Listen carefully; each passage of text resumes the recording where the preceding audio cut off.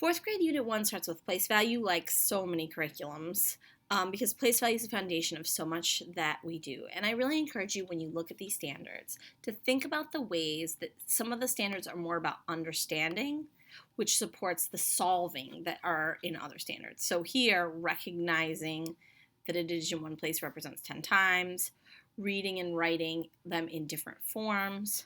These lay a foundation for things that are more right or wrong answers: comparing, rounding, adding, and subtracting. But just because here we're just almost chugging to get a right answer doesn't mean that we don't need to have this, because it helps us understand why we do the steps we do, and it also is going to help us write. And all of these are considered major content, so which in major standards, which means that students are going to have to write about them.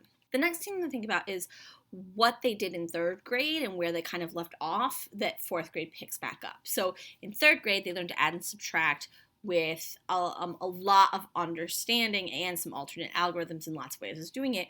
Whereas in fourth grade, it looks more like what you did, because the word fluency is in this standard, which isn't in a lot of standards. It's really about being able to get the right answer quickly and consistently, as opposed to being able to invent your own ways. So that's going to be more familiar to you. Rounding in third grade focused on rounding 3-digit and 4-digit numbers to the nearest 10 or 100. But now we're going to need to be able to round any number to whatever place. And once again, there's a move from really going slow, really taking our time, to just being able to do it kind of quickly and by rote. But it's important to know that in third grade, because they were landing with understanding, they didn't do look at the place, then look next door. If it's high, 5 or more, go up.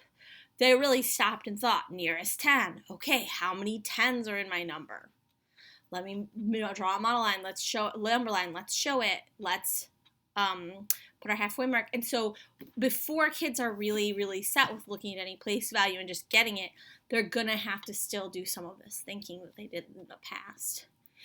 And then with comparison, students are being asked, they learned how to compare smaller numbers, but now they're being asked to compare numbers that are written in different forms. And so they might need to put numbers together and do a little bit extra in order to compare this time.